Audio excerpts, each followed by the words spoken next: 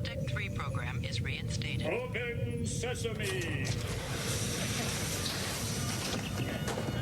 Commander Klingon vessel. We are energizing transporter beam. Now. One, engage!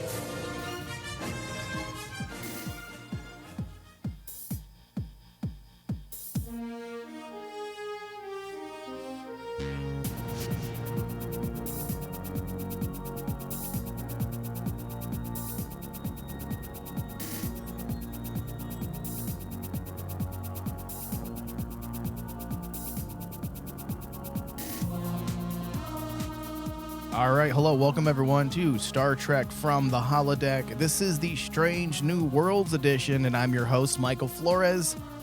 And returning to the studio, David Sabal, hello. I've returned once again from Vulcan. Yeah, I should say both of us are returning because I received, at least it makes me, I will say it makes me feel good that we have some listeners out there that actually care, because we did receive a lot of messages via email and DM wondering where the fuck the rest of our coverage is for Strange New Worlds. And apparently the listeners were assuming that we gave up on the show, that we didn't like it. I'm like, Yes. No, that's not the case. That's not the case. No. That's not the case. David almost died. Yes. Literally almost died. And thank you to all those who sent well wishes. That really surprised me during this whole time. Yeah, and then when you started feeling better, I got COVID, which first time I contracted this virus. I've been very careful the entire pandemic. Yeah. And boom, I got hit with it, and man, I got hit hard. And I'm fully vaxxed, and it still hit me hard. And it was like a domino effect. Like once I went down, all of a sudden you went down. Yeah. So, well, usually when one person goes down, you want to pay back and give that you go down on them as well. Down on them. Is that not what you're talking about? Well, kind of. You gotta be. Come on, you gotta be fair. Gotta be fair. Don't be a selfish lover. All right, let's get into this because we have a lot of ground to cover. We are back. We will not be leaving unless, of course, David gets sick or I get sick. We're probably here for the next, couple months, because Lower Decks is now going to be starting in a couple weeks here as well. So we're here to stay. Let's get into today's episode that we're going to be discussing, and it is titled The Elysian Kingdom, which is the 8th episode of Strange New Worlds' first season. The synopsis: the USS Enterprise becomes stuck in a nebula that is home to an alien consciousness that traps the crew in a fairy tale. This episode was directed by Amanda Rowe and written by Akila Cooper and Onitra Johnson. I hope I pronounced those names correctly. If not, I apologize. Please do not get angry with me. I am ignorant and only slightly educated. Slightly educated. All right, so this was not the most innovative of episodes. No. But that doesn't make it any less entertaining. In fact, I'd say this episode is quite possibly the most derivative installment of Strange New Worlds' inaugural season. Oh, easily. But again, it doesn't mean it's any less entertaining. But where there's no originality, we have excellent moments where Anson Mount shines. Yes. And places his skill and range as a thespian on full fucking display. Oh, easily, yes. Actually, all the cast in this episode, they went above and beyond their comfort zone when it comes to portraying characters. Yes, I would agree with that. But this is where you see someone like Anson Mount. You understand why he is who he is. Why who he is, yes. Because he was... This is me not putting anyone else down, because you're right. Everyone else showed their acting chops. But, dude, this was like looking at a completely different person. When you can transform your entire image, I'm not talking about appearance, talking about the aesthetic vibe, the body language. Yes. That's when you are a really good actor. That you can completely look like someone else by simply acting like someone else. I mean, listen, there are actors that are great, but they always play the same roles and they do something different. You know, they can look emotional, sure they could look frightened, but they are also playing into their comfort zone, why they are cast in certain roles, and that's why they're playing that specific type of character. Yeah. Anson Mount in this episode has proven yet again that he can play probably any role you throw at him. I mean, people who have not watched his first TV show, Hell on Wheels, you would be shocked. I don't even think you would recognize him. And not because he has a beard, but because he is a different person, different body language. He doesn't enunciate. He mumbles and gruffs when he talks. He's like a Clint Eastwood type. Automatically, dude, you could easily have been fooled and not know that was Anson Mount. No. I mean, he is such a good actor. So to see him be able to play this like sniveling, treacherous coward, it was so different than anything I've ever seen him do. You honestly can tell that not just, and this is probably with the rest of the cast too, but it looks like this episode is when they had a lot of fun together. Mm-hmm. And that's why I feel, while just like what you said, I agree with you. This episode is a little derivative, and it's also, you know, like, I understand why a lot of people did not like this episode that much, but after watching it a couple times, this really is one of the more important episodes to kind of, for me, establish the production of Strange New Worlds. I mean, the cast, this is the one episode where I fully feel the cast like each other. Like the way they play with each other on the screen, A where good the chemistry, right? Yeah. This is the episode where I felt like it was the strongest. Yeah, I can see that. Where the characters' chemistry is really coming through because they just play so well together on screen. Yes. Yeah. Okay. And if you think about it too, I mean, like, yes, the story is simple, but I think that this episode is really important and shows the importance of why they chose the format that they did with the episodic. Because remember, me and you since the beginning were saying they're going to an episodic format. Is this the right thing for Star Trek?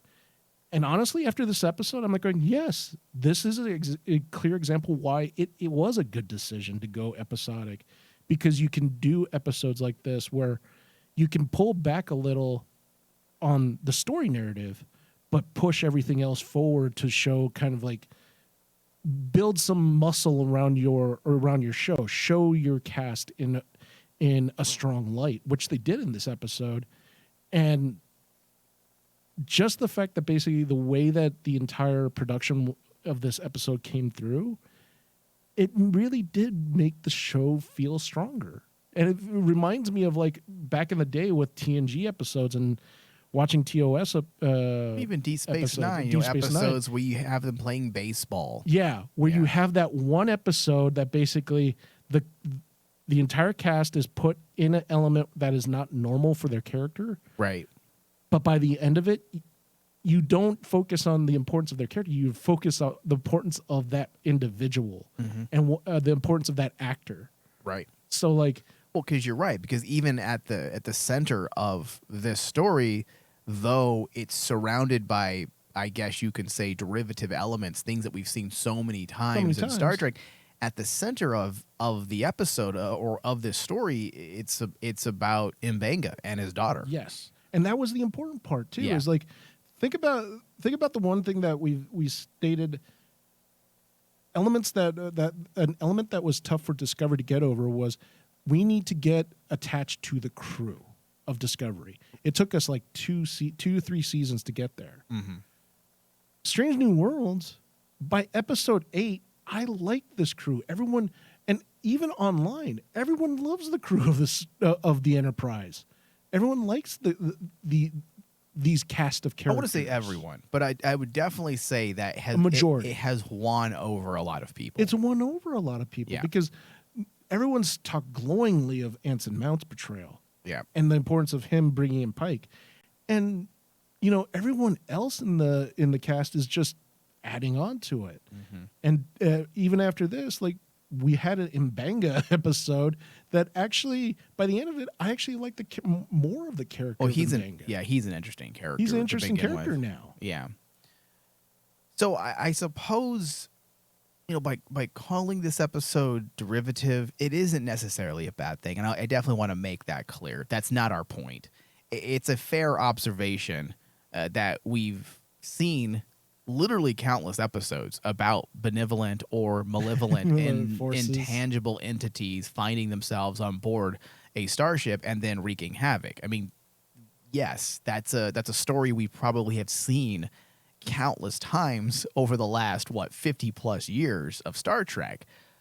But in some regards, it could even be viewed as genre semantics, to be fair. I mean, Trek has become, in a sense, its own subgenre of science fiction. And like with all genres, there are things that should be included in whatever genre a creator is working within. So you can also look at things that we're calling derivative as possibly maybe not derivative and just genre semantics, things that belong in a genre.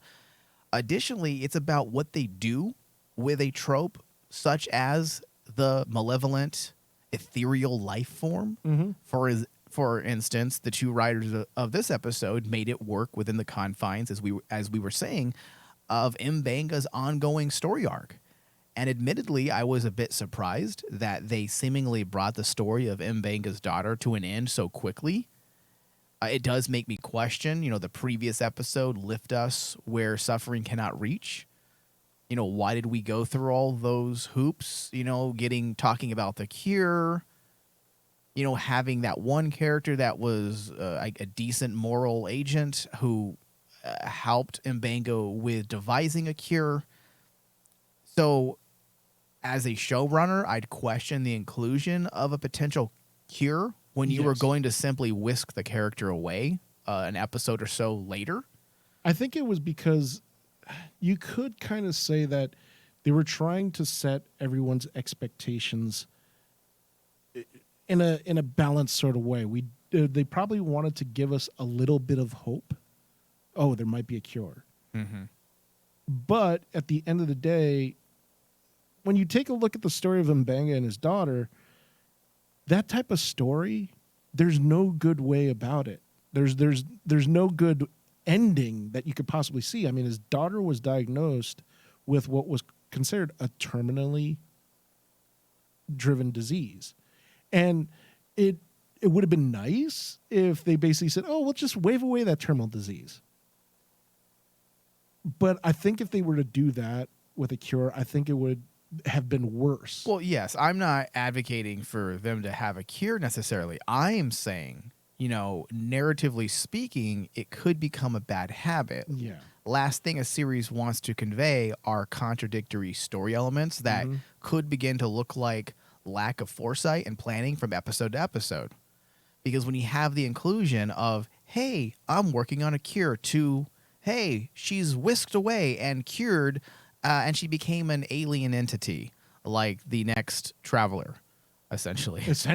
So that's all I'm saying, that it could lead to bad habits. But taking a less critical view, this episode ultimately was filled with a lot of heart. Yeah. The actor Babs Aliska-Mukens. I know I fucked that name up. I am so sorry. You did better than I would have. Let's just say the actor that plays M'Benga, and I apologize. I mean, his soft-spoken delivery works so well with a character that embodies so many core tenets of the fictionalized utopic citizen of the Federation. He works so well in the confines of what creates the perfect Federation officer, or I should say Starfleet officer. Yeah. And the beautiful thing about this episode is we got to see everything underneath that Starfleet officer. We got to see M'Benga more as a person, and making his story center around being a father.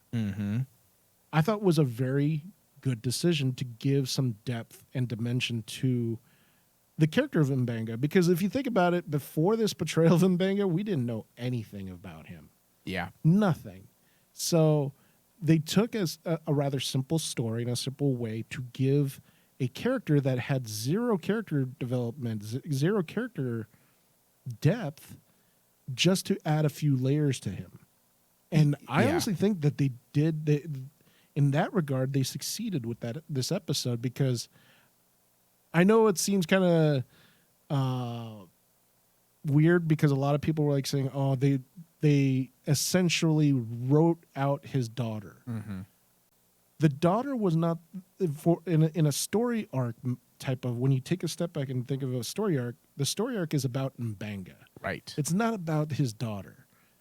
Would have been the daughter. Everyone as a person would have loved to seen the daughter survive and be this person who she is and find a cure. Yes, but story wise, what does that do for M'Benga's character? I think that basically the way that they decided to cap the story of him and his daughter in this episode makes his character more stronger than if they had his daughter just find a cure. You're right. I agree. Like, we're on the same page when it comes to that, because yes, in that regard, the episode was effective. When you look at what the show is about, it's about our core crew members, and M'Benga is one of them, whereas the daughter is not. So the daughter is simply a writing device to help flesh out this character. So in that regard, it brings an adequate amount of closure to a relatively small portion of Strange New World's first season storylines, but it's an important storyline because it has to do with one of our long-term characters. So in that regard, absolutely, I agree, and that's probably the give-take. Yeah. That's probably how the writers were viewing it. Like, listen, yeah, perhaps she could have been around a little longer, but, you know, the show is not about her. It's about M'Benga. It's about him. And how can we get people to learn more about this character except, you know, through shitty exposition? Well, let's create a story, you know, about his daughter and then remove her off the board when we feel like enough's enough. And make the character make the decision. You know, they didn't just write her off. No. That ending was actually really powerful when you think about it, because M'Benga had to make a decision of a parent. Right. To let go of his daughter. I wouldn't do that. Exactly. I'm like, I'm going to cure you. Get back in the fucking transporter. You're going to get in the transporter. But in the philosophical and, you know, moral implication, M'Benga made the strongest decision. He made the selfless decision. Yeah. I'm selfish when it comes to my kid. I'm like, no, you belong here with me. And majority of parents out there are with you.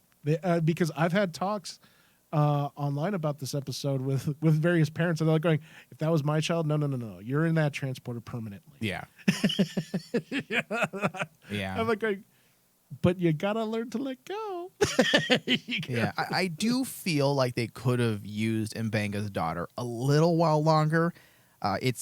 It's more than an adequate way to get characters talking and express thoughts. And think about, you know, that help shape, you know, future episode narratives. Obviously, they can always introduce other elements to help M'Benga, but I felt like the daughter being a part of it was a very simple way to get inside of M'Benga's mind. I feel like a lot of us can relate, or at least understand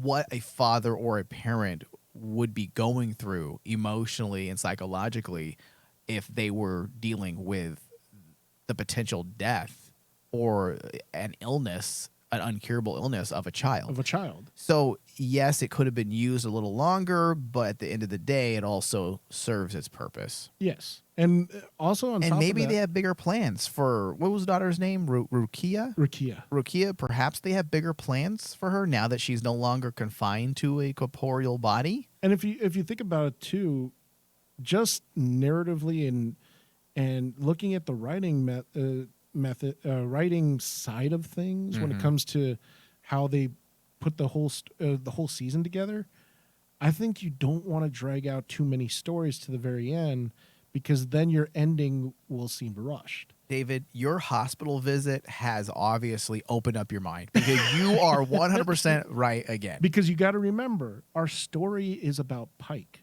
Yeah. It's about Pike. So you can't just get to the end and say, here's the story of Pike, here's the story of like M'Benga and Spock. Yeah. All of it ends at the same time. No. Yeah, you're not wrong, Dave. I mean, and also we're dealing with 7 cast members, and if you have a bunch of lingering threads there, it could get really messy. It could get messy. You're right. Yeah. As I said, out of everything The highlight of this episode for me was twofold. Anson Mount's acting. Yes. We got to see something that Mount hasn't done before and did it convincingly well. And now in a single act where we lose all credibility as an official member of... You know what? Let me backtrack. Let me find a better way of saying this because this has got a punch. The highlight of this episode was twofold. Not only was it Anson Mount's acting, David, but also, and we will lose all credibility after saying this, I, as well as I'm sure you are as well, but I don't want to speak for you. We have by the time this episode ended, I can officially say that I am an official member of the Star Trek Strange New Worlds Boob Patrol. I must admit that the boobage in this episode was fucking on point. Oh, it was. I have not seen so much cleavage since the last time I trolled Pornhub. Do you know that basically I am so happy that Strange New Worlds has brought sexiness back to Star Trek? I know. I it's said this to more- a Star Trek fan, and he didn't know what I was talking about. I'm like, dude, are you void of any sexuality? Because all you have to do is have a little sexuality to understand what I'm fucking saying. Yeah. You can tell. The beautiful thing is, like, and you can tell. I know you're not in today's world. You're not supposed to, judge people by their gender, right? Everyone should be one. We should be genderless, Mike, especially in today's society. Mm-hmm. But it is really cool. I tuck my dick on the weekends. Does that count? I'm just saying. I do it for fun. It is really cool being able to differentiate between the male cast and the female cast. Right. And just it's one of those things in Star Trek that I think a lot of people just gloss over is like Star Trek is a sexy franchise. We have those sexy moments. You have those iconic, very sexualized characters a la 7 of 9. Right. Which no one Listen, I love Jerry Ryan, but fucking Nurse Chapel, dude. Yes. It's taken a lot of years to find a replacement for Jerry Ryan, and it's hard because every Nurse time Chapel's right there, every dude. time I turn Voyager on, and I'm like, oh my god, 7 of 9. But then I watch Strange New Worlds, and Chapel just has it all, like her personality. I mean, dude, and then fucking obviously we're getting really douchey here. The actress that plays, oh shit, I forgot her name. What, Una? Yeah, no, Khan chick. La'an. Yeah, La'an Sung, right? Yeah, La'an Singh. Yes. Jesus Christ, are we stupid? Noonien Singh. There we go. Jesus Christ, you could tell we've been out of it for a month. But yeah, Dave, God bless the Star Trek gods. May we praise the god of Shakari for delivering us writers that do not refrain from the beautiful art of the human body. Yes. People are beautiful. Use it. There is nothing wrong. It is not objectifying people, whether it be a male, a female, or a non-binary, whatever. It's not objectifying. It's appreciating the human body. But more seriously, Anson Mount was a standout for me. The guy had me rolling. Like, seriously, like the stuff he said and his sheer cowardice Yes. was fucking amazing. Dude, when he started, I was like going, I can't. It took me a while to get used to it because I'm like going, I cannot see Anson Mount doing this. He was unlikable. Like He when was he betrayed everyone, I'm like, dude, you're an asshole. But that's the tenets of a good actor. He's got to be able to get under your skin as well when need be. And it was also nice to see Bruce Horrocks Hemmer, Yes. who seemingly vanished for a while. It seems like we haven't seen him since the beginning of the season, and it was good to have him around and learn more about him and how he interacts with other members of the crew. I mean, he's such a beautifully crafted character so far. Yes. And something that we didn't get into, I want to say it was the episode that you were gone the first time. I forgot what the name of the episode was, but it was when he was talking about pacifism. Yes. I mean, I will not fight for Starfleet, but I Yes. will defend its ideals. Ideals. I mean, if that isn't Star Trek, Come I don't on. know what is. I mean, I should have talked about that during our discussion. I just totally forgot. That moment made me love Hemmer even more, because I'm like, even here I was cracking up, like, Hemmer's the only one that's not affected. Did you notice that? Like throughout the entire episode, for some strange reason, I forgot if they explained it or not, Hemmer was the only one that wasn't affected. And I was like cracking up. When you look at his personality and the way he acts, then it makes sense. Yeah. Yeah, no, they did explain why he wasn't affected. Okay, so a few tidbits here because, yeah, we're pretty much at the end of our discussion. It was a simple episode. Yes. But, David, I have a question for you, and I'd like to get your opinion on this since you seem to be on point.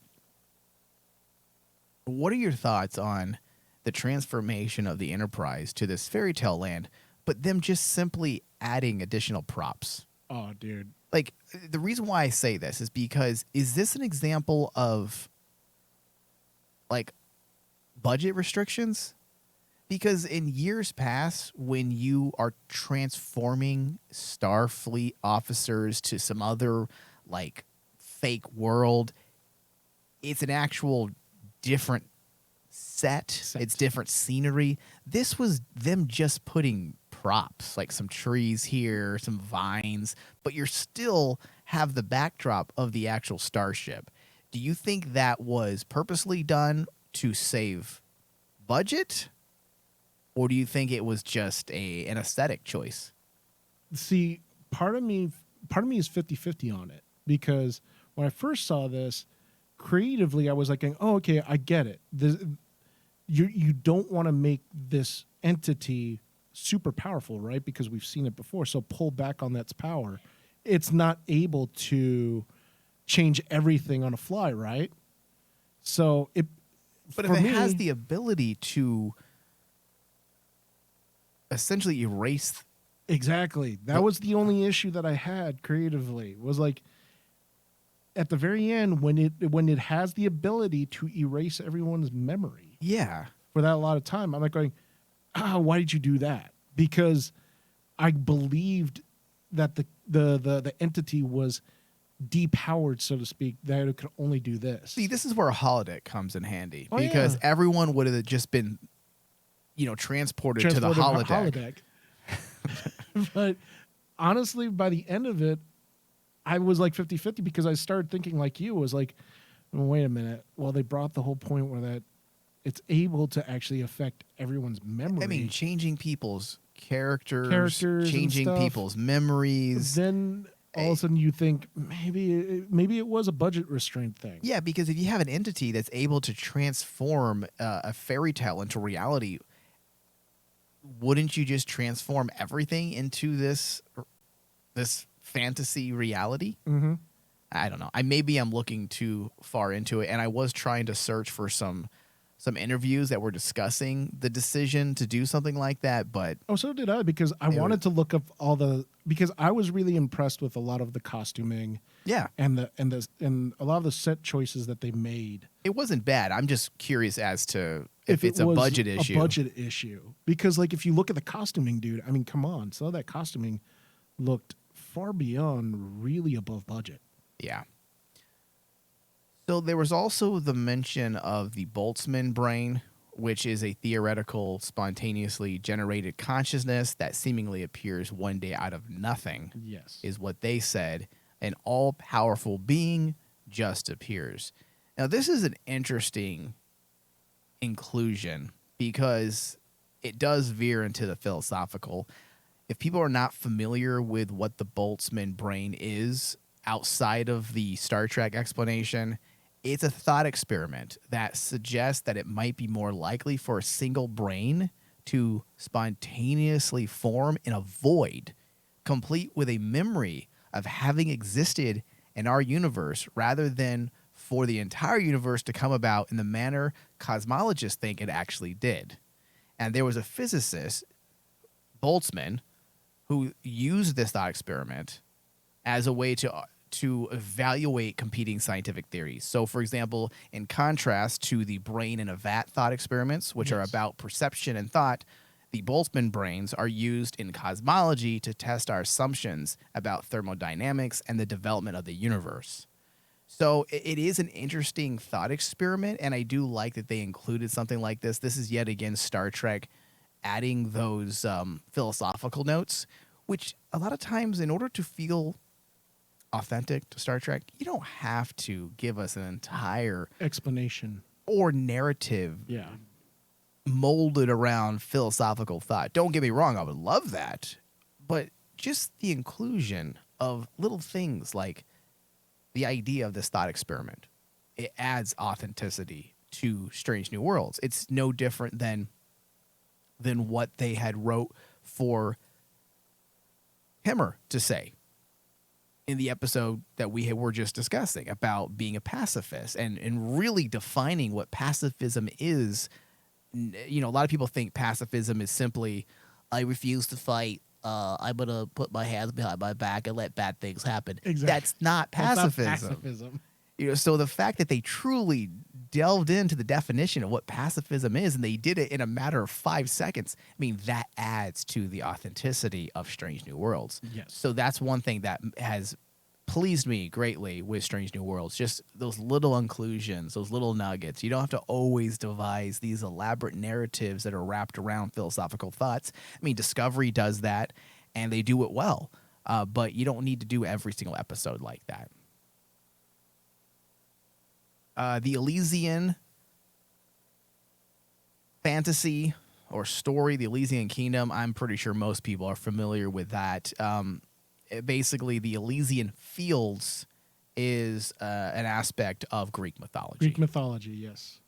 And think about that too, dude. The symbolism of that, of M'Benga letting go of his daughter in the very end. Essentially, his daughter, quote unquote, yes, she's safe, she's an entity, but you can look at the symbolism of using the story of the Kingdom of Elysium and then taking into the fact that essentially his daughter dies and passes away and leaves. Right.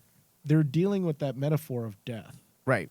That's and what the passing Elysian on. Fields And were. the Elysian Fields were. And I thought that was actually really cool. But then I thought about it.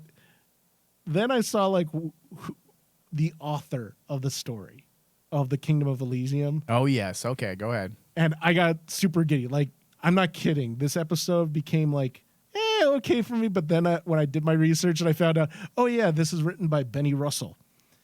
And I automatically basically said, Who's Benny Russell? He's coming back, Mike. Cisco will come back. You got it. But explain who Benny Russell is. Benny Russell is basically the author that Cisco portrayed in the, I can't remember the name of the episode in Deep Space Nine where he goes back, quote unquote, goes back in time and portrays Far Beyond the Stars. Far Beyond the Stars. Yeah. Where he portrays the author, Benny Russell. And that whole episode dealt with this sci-fi writer that could not... A beautiful story. It was a beautiful story that he was just a writer that wanted acknowledgement, but he wouldn't get it because he's a black author. Yeah, it's a very deep, deep story. It's a deep, deep story. And it doesn't leave you feeling good afterward. No, it doesn't. It's sad. It is very sad, but a very well-written episode of Deep Space Nine. So, yes, that's a... You know what, Dave? And I will admit here on the air, I didn't catch that until you mentioned it. And then when he says... I love that. That is awesome. I love that. I love the fact that they tied M'Benga's story that he tells to his daughter as a Benny Russell story, because this is the type of story that, yeah, Benny Russell So does that mean would write. Benny Russell actually existed? Well, Because that's if the you thing. remember, I don't think I have to go back and watch that episode of Deep Space Nine. I don't think It was never... it was kind supposed to be real. Wasn't it like the prophets doing something to him? Yes. Okay, I don't remember It was exactly, the prophets but doing something, and you were left with this feeling was it real was or it not? real or not? Yeah. It was real to Cisco because Cisco understood that character. Right. That he understood the plight of that character. And then but by the end, are you going, well, is it real? Because there's no way that person could be treated that badly. But the real question is, Dave, looking at that episode of Deep Space Nine, Far Beyond the Stars, just to be some trolls here, would you define that episode as political or social? There you go. Yes. And you know what? Just to answer my own question, it's definitely a social commentary. It is not political. It's not political, no. I know people find that confusing and they want to bash William Shatner because everyone thinks they know everything. But guess what? He's not wrong. No. Pick up a book. There is a difference. There is a difference. Okay, so interestingly, the Elysian Fields, here's another nugget of the philosophical. The Elysian Fields were also included in a lot of stories, the Greek poems, one of which was written by Hesiod, which was not just Hesiod, but also Homer and the pre-Socratics, which were the philosophers prior to Socrates, were heavily influenced by their cosmology. So that's also an interesting little philosophical nugget there that the Strange New Worlds writers included. Okay, so David, this does bring us to the end of our discussion for this episode. As I said, it is a shorter discussion. It is. Why don't you give me your final thoughts and your RMD score? My final thoughts on this episode. As I said, this episode was not my cup of tea, but when you take a step back, it's a very well done episode that has a purpose. It's adequate. It's adequate. And the story might be simple. The story might be, as people have stated before, it might be derivative. Right. But it doesn't mean that the story was not important. Because when you look at like what it does for the characters, what it does for the cast, outside of this story, I honestly think this is one of the more important milestones for Strange New Worlds. Because, like I said before, this is the one episode where I fully feel you can see the cast has amazing chemistry together. You could see that basically the writers, even if they have a simple story, they still are they're still thinking about throughout their story. They're saying, we want to embark something about a character. Yeah. So let's make it about M'Benga. Let's add these elements from Elysium. Let's throw in things like bringing in an idea of Benny Russell, talking about an author that's tied to the type of political social statements that people want to talk about, and tying it to a character like M'Benga. I think you mean political statements. Yeah, political statements. But tying it to him, I thought was a really good choice, and that shows that the writing team behind Strange New Worlds, they're really thinking. They're not like a Shea band who wants to throw poop at the wall and see what sticks. That's bad writing. He wasn't throwing poop. He was bending down and just projectile diarrhea everywhere.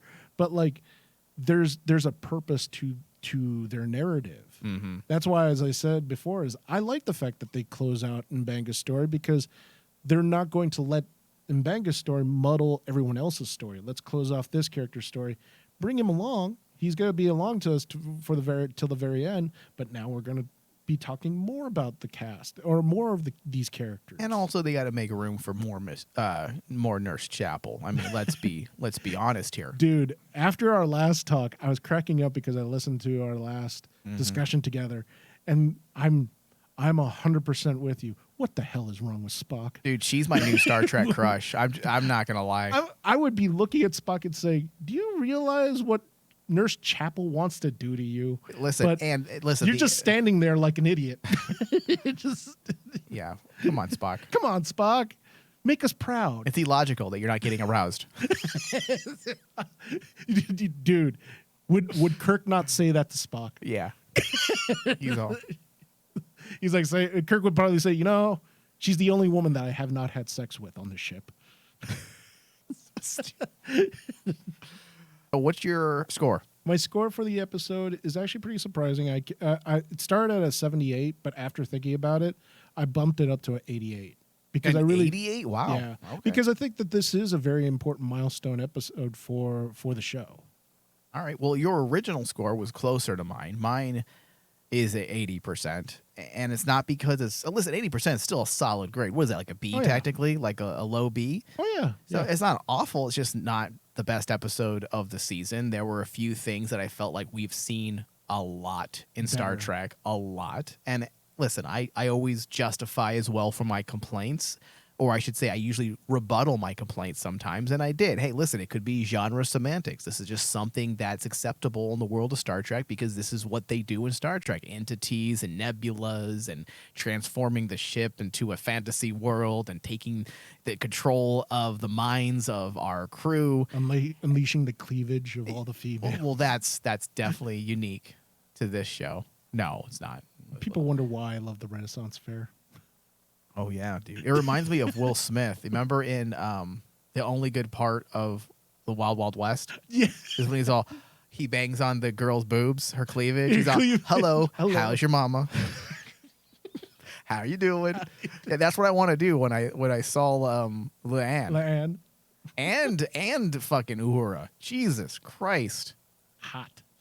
I can't wait till I just when do you start suffering from ED, erectile dysfunction? Because I'm actually looking forward to those days. I am tired of living like this. Tired of being a pervert. I just want to be a man without the penis between my legs. All right, 80% on the RMD score. That probably brings us out to be, as a show score, about 85%. Yeah. All right, so this does bring us to the end. I do want to remind people out there that we do have a Patreon page. In order for us to keep doing these shows, we do need the support of the listeners.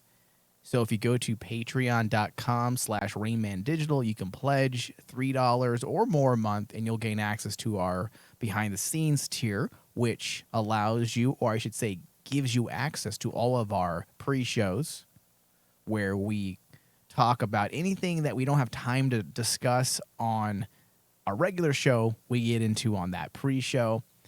We also have a podcast here, which is $5 a month, and that will give you the pre-show and also all of our additional full podcast discussions that we do for Star Trek every single month. Patreon.com/RainmanDigital. Thank you, David. Thank you. Live long and prosper.